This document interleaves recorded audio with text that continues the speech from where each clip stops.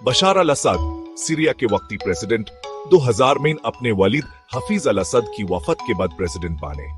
उन्होंने अपनी हुकूमत में शाम को एक पुरानी जंग और सियासी मुसीबत के दौर से गुजरने दिया है।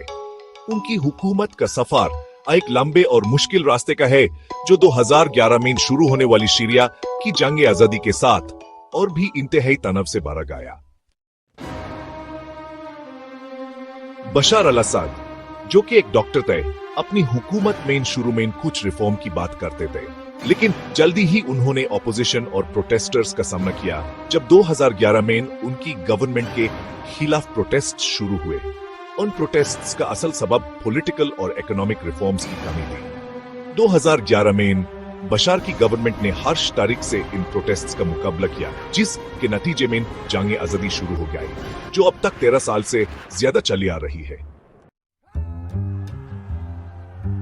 सीरिया की जंग आजादी, जो पहले एक शॉर्ट टर्म प्रोटेस्ट था, जल्दी ही एक बड़े सिविल वॉर में तब्दील हो गया। असद ने अपने दोस्तों जैसे ईरान, रशिया और हिजबुल्लाह की मदद से अपनी हुकूमत को बरकरार रखा। इन फोर्सेस की मदद से उन्होंने काफी टेरिटरी दोबारा हासिल की और ऑपोजिशन को अपने दोस्तों के साथ शिकस्त देकर अपनी हुकूमत को दोबारा मजबूत बनाया। बशार अल असद की हुकूमत ने अपनी मुद्दत में कई मर्तबा ऑपोजिशन की आवाजों को खामोश किया, जिनमें पॉलिटिकल एक्टिविस्ट, जर्नलिस्ट और ह्यूमन राइट्स भी शामिल था। उनके रिजीम के हवाले से इंटरनेशनल कम्युनिटी में काफी तनकीद हुई।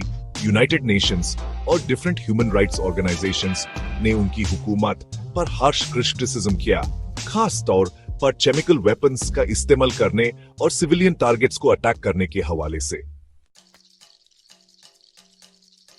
बशार अल असद का इमेज काफी कंट्रोवर्शियल है।